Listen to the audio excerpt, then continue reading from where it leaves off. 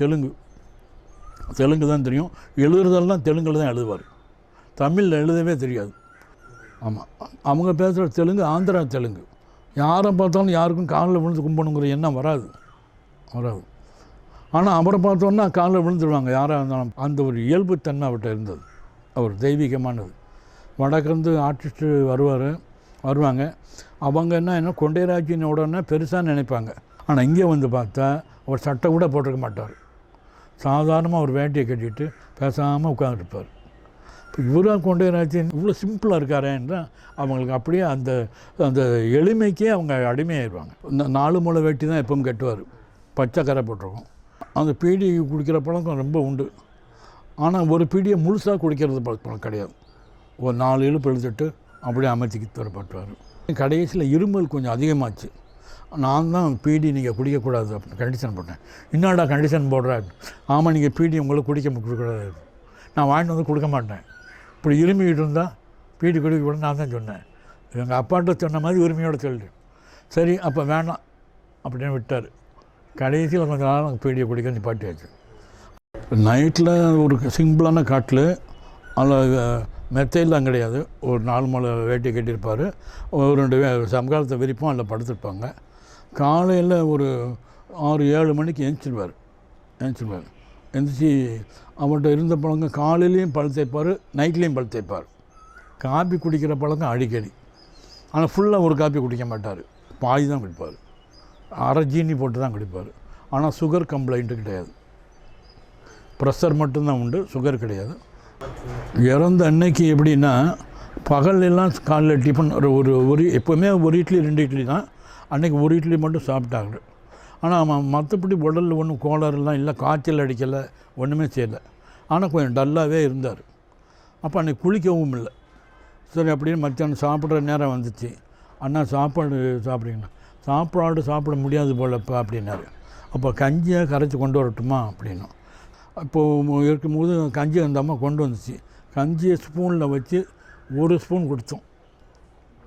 குடித்தார், முழுங்கி விட்டார். 2ஆவது ஸ்பூன் கொடுக்கப்போ கரன்னு சத்தம் கேட்டுச்சு. என்ன இப்படி சத்தம் கேட்க பண்ணப்போ அவர் ஒரு மாதிரி இப்படி முழிச்சார். என்ன இப்படி முழிக்காருன்னு அண்ணான்னு நெஞ்ச தடவணும். அப்படி முழித்ததும் அப்படியே மேப்பார் அப்படித்தார், அப்படியே போயிருப்பேன். அவ்வளோதான் உண்மை. அப்படியே படுக்க வச்சுட்டோம். டாக்டரை வர சொல்லி விட்டார். சரி ஓட்டமாக ஓடி போய் அவர் கோமு நாயன் டாக்டரை போய் அது வரைக்கும் அவர் இறந்து போயிட்டாருன்னு எங்களுக்கு நம்பிக்கை இல்லை. அந்த மாதிரி அண்ணாவுக்கு திடீர்னு ஒரு மாதிரி ஆகிடுச்சு, நீங்கள் கொஞ்சம் வாங்க அப்படின்னு. அவர் உடனே அப்படியான்ட்டு வந்துட்டார். அப்போ வண்டி கிடையாது, சைக்கிள் கிடையாது, ஒன்று அவர் நடந்தே வந்துட்டார்.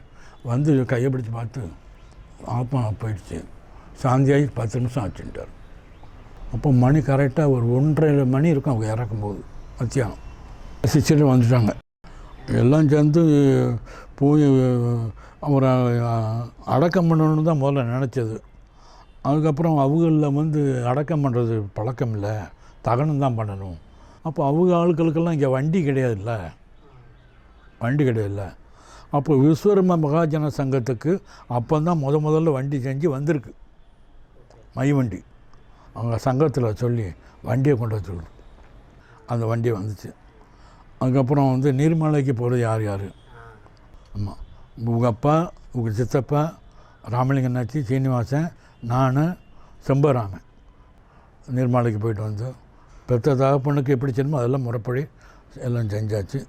அது மாதிரி அங்கேயும் போய் தகனம் பண்ணியாச்சு. அது கிட்டத்தட்ட ஒரு 16 நாளைக்கு தினசரி ஒவ்வொருத்தர் பூஜை பண்ணாங்க அவங்க படத்தை வச்சு. இப்போ அது மாதிரி நானும் கூட ஒரு நாள் பூஜை பண்ணேன். எல்லாம் பூஜை. அவங்க இறந்தது மற்ற துஷ்டி மாதிரி இருக்கக்கூடாது, யாரும் அளவும் கூடாது. அந்த துஷ்டிக்கு செய்ய வேண்டிய மாதிரி இதெல்லாம் இங்கே யாரும் செய்ய வேண்டாம், யாரும் அழக்கூடாதுன்னாச்சு. தினசரி ஒவ்வொருத்தர் எல்லா சிஷியர்களுக்கும் சாப்பாடு அங்கே நைட்டில். ஜூன் மாதம் 26ஆம் தேதி இறந்தது. தமிழுக்கு ஆடி அமாவாசைக்கு மறுநாள். அது நல்லா ஞாபகம் இருக்குது. இப்போவும் நான் ஆடி அமாவாசைக்கு அவங்களுக்கு திதி கொடுத்துக்கிட்டு தான் இருக்கேன். அவருக்கு நான் திதி கண்டிப்பாக கொடுத்துருவேன், இன்னமும் கொடுத்துக்கிட்டு தான் இருக்கேன்.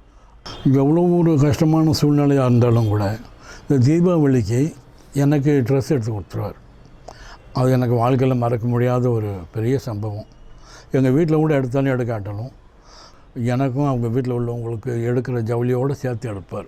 அவங்க வந்து நம்மளை ஒரு பிள்ளை மாதிரி தான் வச்சுருந்தாங்க. நானும் அவங்ககிட்ட அப்படி தான் இருந்தேன். அதனால் அது வாழ்க்கையில் அது ரத்தத்தோடு ஒன்றின ஒரு விஷயம், மறக்க முடியாது. அந்த அளவுக்கு எனக்கு எங்கள் வீட்டில் உள்ளவங்க கூட ஒருத்தர் செய்யலை, அவ்வளோதான் செஞ்சது. இப்போ இன்றைக்கி நம்ம சாப்பிட்டுட்டு இருக்கோம்னா அவங்களால தான். எங்கள் அப்பா செஞ்சதுனால, எங்கள் அண்ணன் செஞ்சதுனால இல்லை. அவங்களோட கொஞ்சம் வாழ்ந்த அந்த காலம் நம்ம வாழ்நாள் பூரா நம்ம வாழ்கிறதுக்கு ஒரு ஆண்டவன் அனுக்கிரகம் பண்ணியிருக்காரு. அவருக்கு செஞ்ச தொண்டினுடைய பலன் தான் அதை சொல்லணும். ஆமாம், அதுதான் நமக்கு ஒரு பெருமை.